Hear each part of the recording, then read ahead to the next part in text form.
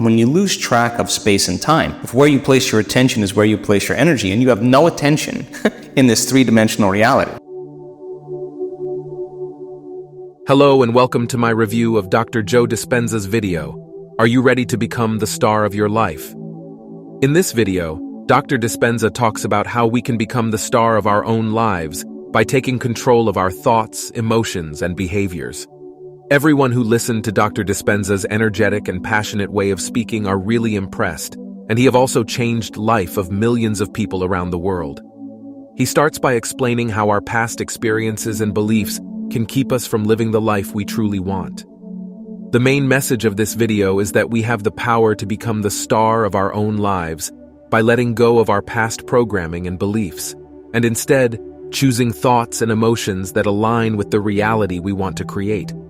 Dr. Dispenza argues that we need to be proactive in creating the life we want, rather than waiting for external circumstances to change. Throughout the video, Dr. Dispenza gives several examples of how individuals have transformed their lives by taking control of their thoughts and emotions. He shares stories of people who have overcome addiction, illness, and limiting beliefs to create the life they want. Overall, I found Dr. Joe Dispenza's video, Are You Ready to Become the Star of Your Life?, to be incredibly inspiring and empowering. His message about taking control of our thoughts and emotions is one that I think can benefit anyone who wants to create a more fulfilling life. If you're ready to become the star of your own life and take control of your reality, I highly recommend giving this video a watch.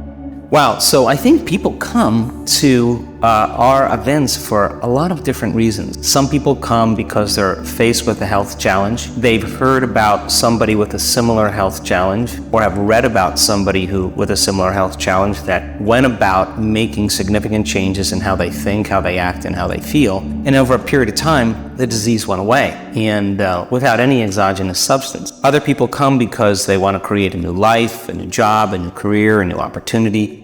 Some people come because they're chasing the mystical and they want to have those profound mystical experiences. And I think everybody comes for their own reasons. But what we're learning now is that in these 7-day events, and I'll talk about why we do those 7-day events in a minute, but there comes a point where people start experiencing a greater level of wholeness. And when you start seeing that kind of coherence that goes on in the brain and coherence that goes on in the heart, we measure this. When you feel so whole and so complete that you're happy with yourself, and you probably will want less, and you're less reliant on anything outside of you to bring you joy. And I think that kind of is who we are innately. So people come for all kinds of reasons, and they think it's because they want wealth, or they want health, or they want a new relationship, but it's who they become in the process, because that's what you take with you. And so we were doing these 4.5-day advanced events, and what I noticed is right around the last day or so, people were having significant transformations. And I started realizing, God, if we had just 3 more days with them, what we accomplished?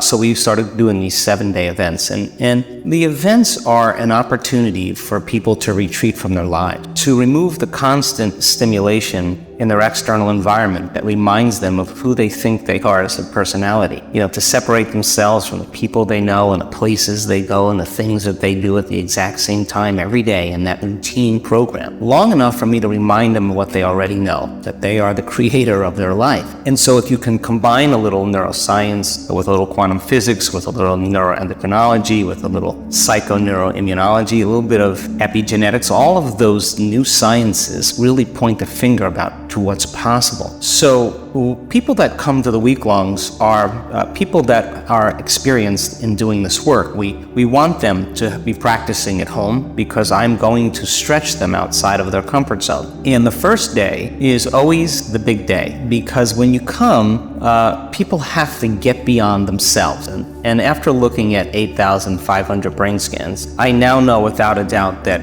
you and I are at our absolute best when we get beyond ourselves. And there's a formula in helping people to do that. Now, when you forget about yourself, you're moving into a very creative process. You're not thinking about what you look like. You're not thinking about what you eat. You're not thinking about your past or all your problems or your pain. You're not thinking about your name. In fact, you dissociate from everything that's known for you, and that's the creative process, stepping into the unknown. So the first day, I challenge people to get beyond themselves, and so they'll learn, I'll remind them of some of the basics, and then we're going into a meditative process for different parts of the day, and they're working on taking their attention off their body, off the people in their life. Now think about this. The stronger the emotion that you feel to some problem or some condition in your life or some person in your life, the more you pay attention to that person or problem. And if where you place your attention is where you place your energy, in fact, you're giving your power away to a lot of the problems in your life because that's where your attention is. If you're in a routine of waking up every morning and running through the same behaviors as you did the day before, if you wake up in the morning and you have to think about your problems to feel the emotions that are connected to those memories of those problems are old circuits in your brain, and every problem has an emotion associated with it.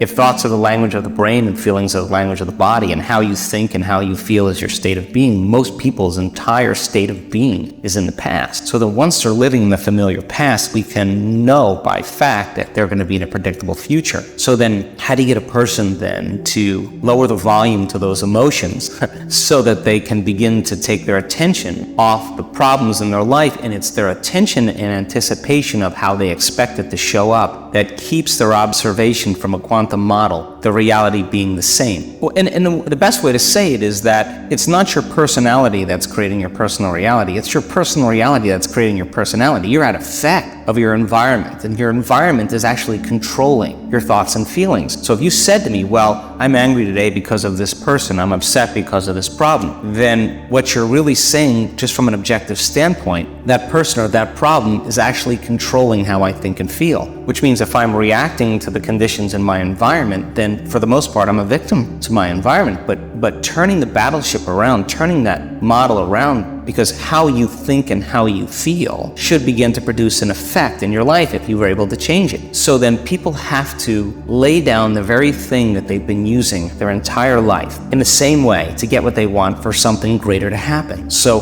the first day is about overcoming ourselves, taking your attention off your environment, forgetting about your body and the emotions and pain and disease and whatever else, and get beyond that program of a predictable future and a familiar past, and get beyond the concept of linear time and fall into the present moment. And that formula then has a biological effect in the brain and body that we can actually anticipate, expect, predict when we see a person starting to overcome themselves. And after looking at enough brain scans, I saw then that people were able to get beyond themselves to move into that creative state. Think about it. Have you ever sat at your computer writing an article or reviewing something or studying, and you look up and it's 2.5 hours later and you have no idea where time went? You lost track of the space you were in and the predictable time of the next moment. And when you lose track of space and time, if where you place your attention is where you place your energy, and you have no attention in this three-dimensional reality, then all of your attention is in a realm of thought, and we would call that quantum. So now you can't enter the quantum field as a somebody.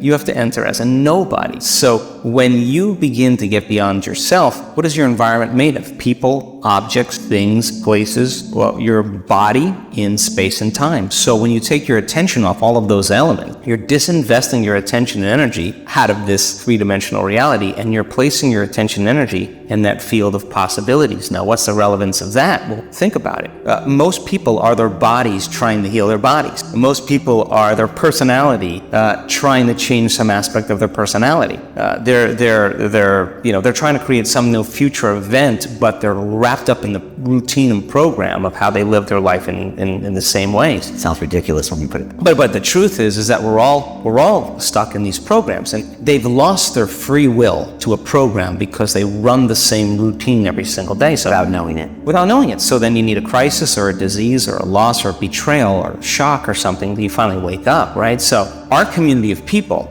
when they understand that they have to get beyond themselves, because when they do, now they're ready to create. They're not thinking about what they look like. They're not thinking about what anybody else thinks about them. They're not thinking about how long it's going to take. They start getting beyond those elements that keep them restrained and attached to their past, present reality. So if you come to an event, the first day is about overcoming yourself. That first day, you start seeing people starting to break through. Once some people start to break through, it becomes very contagious. We do 4 types of meditation. We do a seated meditation, and our students can sit for extended periods of time because they forget that they have a body, and they're good at it. And we do standing and walking meditations. A picture 1,000 people on a beach, a beautiful beach, and everybody is starting off raising their energy and opening their heart, and then they begin to embody who they want to become. They start to walk as that person, breathe as that person, they start to take it on, and they start embodying that energy. And they start changing the subtle programs of when you're unhappy or when you're beaten down by your environment, you have a certain posture, certain unconscious mannerisms. So we're retraining them so that when they get back into their life, they're going to walk as their future self. They're not going to walk as their old self, they're becoming it. And that becomes the new habit. And then we do a laying down meditation, and that's important because in those laying down meditations, we are after the mystical. So we want to catch them in that realm between half awake and half asleep, where that door, the portal of dreams opens up, where you have a lucid experience. And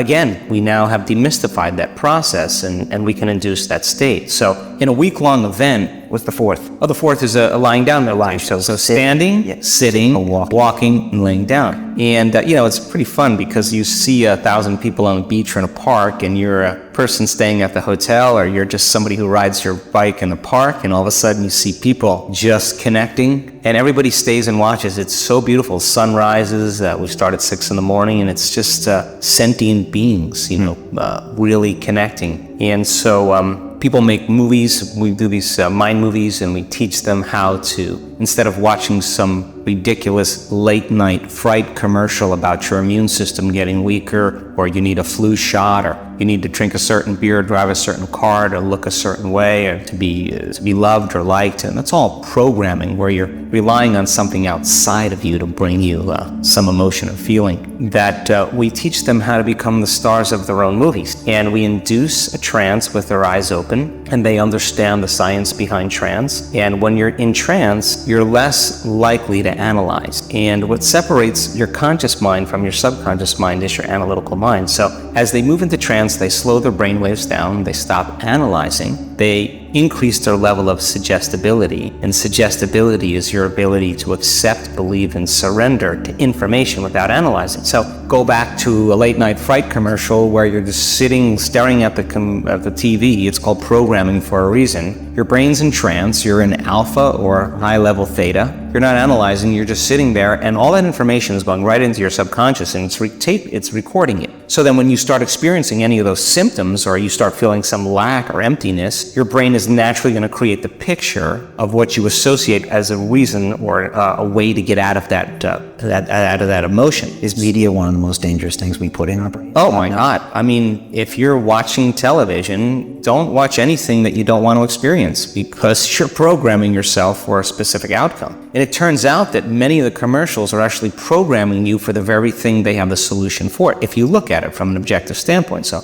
I thought, why not get a group of people to go into trance and understand the science behind it? And then instead of looking at some frivolous commercial, why not be the star of their own future? And when they play a strong song, like a powerful song that motivates them, and they're watching scenes of them and their future, just like when you were, watching, driving down the car and hearing a song on the radio, and it reminds you of a time in your life, an associative memory. You're associating that song with some memories. From a biological standpoint, remembering your future is actually no different than remembering your past, and you can program your subconscious into that future. And so that helps people then to get clear on the future that they want to embrace, and it puts them in that right energetic or emotional state. So we use a lot of the mind movie technology. We teach them how to specifically create something out of nothing. We teach them how to connect to that unified field and to create from the field instead of from matter. And turns out the brain and the heart gets highly organized when we do this. And we've been doing this new thing in our week-long events, which has been really profound, and we've been teaching coherence healing. And We have witnessed some of the most incredible miracles, Brian, that I thought I would never see in my lifetime.